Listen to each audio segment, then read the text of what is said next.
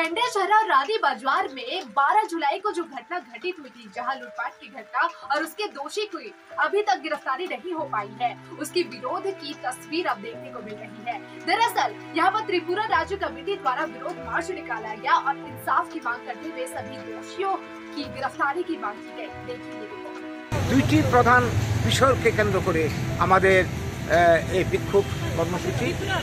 আপনারা জানেন যে গত 12ই জুলাই গন্ডাছড়াতে একটা সামান্য ঘটনাকে কেন্দ্র করে শয়ে শয়ে বাঙালিদের বাড়িঘর দোকানপাট বাঙালি বিদ্বেষী উগ্রবাদীদের দ্বারা লুটপাট হয়, অগ্নিসংযোগ করে তাদের সমস্ত বিষয় সম্পদ ধ্বংস করে দেওয়া হয়। তারপরে বাঙালিরা নিরাপত্তার অভাবে বাঁচতে না পারে প্রথম দিন ঝুপ জঙ্গলে থেকে প্রাণ রক্ষা করেছে, পরের দিন তারা শরণার্থী শিবিরে আশ্রয় নিয়েছে। আজ পর্যন্ত তারা শরণার্থী শিবিরে রয়েছে। এই দীর্ঘ 1.5 মাসের উপর সময় অতিক্রান্ত হতে চলল। যারা এই ঘটনায় যুক্ত আজ পর্যন্ত তাদেরকে চিহ্নিত করে তাদেরকে গ্রেপ্তার করা হয়নি। আমরা জানি গত 15-20 দিন আগে রানীর বাজারের কাছাকাছি কি বলবো একটা মূর্তি ভাঙাকে কেন্দ্র করে যারা এইটাতে যুক্ত ছিল বা পরবর্তী ঘটনার যারা যুক্ত ছিল হিংসাত্মক ঘটনার তাদেরকে গ্রেপ্তার করা হয়, 4 জনকে জেলে পোড়া হয়। আর আজকে দীর্ঘ 1.5 মাস 2 মাস সময় অতিক্রান্ত হতে একজন অপরাধী গ্রেপ্তার হয়নি। গোয়েন্দা রিপোর্ট রয়েছে, এলাকার মানুষের প্রত্যক্ষদর্শীদের সাক্ষী রয়েছে যে এই ঘটনায় কারা যুক্ত।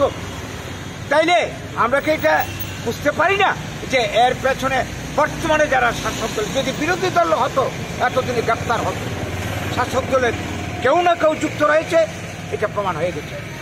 অন্যদিকে আমরা কি দেখছি, আজকে এই গন্ডাছড়ার এত দীর্ঘ সময়ের পর অপরাধী গ্রেপ্তার হয়নি। এখন ত্রাণ যা অল্প স্বল্প চলছিল ত্রাণ বন্ধ করে দেওয়া হয়েছে। তাদেরকে চাপ তৈরি করা হচ্ছে বাড়ি ঘরে ফেরার জন্য। কোথায় যাবে ওরা? ওদের বাড়ি ঘর সব ধ্বংস হয়েছে, কোথায় গিয়ে থাকবে? সরকারি সাহায্য শয়ে শয়ে কোটি টাকা উপজাতিদের স্বার্থে গন্ডাছড়া এলাকার আজকে খরচ করা হচ্ছে, স্যাংশন করা হয়েছে উপজাতিদের জন্য, অথচ বাঙালিদের জন্য কোনো ব্যবস্থা নেই। এই যে বিমাতৃসুলভ আচরণ, এক চোখে তেল এক চোখে ঘি, এটা আমরা কতদিন মেনে নেব? তাই আজকে আমাদের জাহাজ, আমাদের বিক্ষোভ এই ঘটনার পর থেকে করে আসছি, এখনো করে যাচ্ছি। গন্ডাছড়ার মানুষের পূর্ণ ক্ষতিপূরণ দিয়ে তাদের এই যে ঘর ধ্বংস হয়েছে, এই ঘর নির্মাণের ব্যবস্থা না করে কোনো অবস্থাতে শরণার্থী শিবির থেকে তাদেরকে বের করে দেওয়া চলবে না। যদি জবরদস্তি করা হয়, এই নিয়ে গন্ডাছড়ার মানুষ এখন আন্দোলনের মুখে।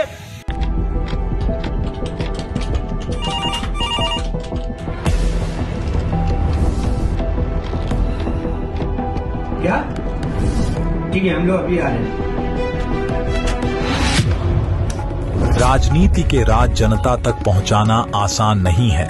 खबरें के बाजार में बिना तमाशे के सच दिखाना आसान नहीं है, लेकिन अब सब कुछ होगा आसान। हम हैं न्यूज़ UNI।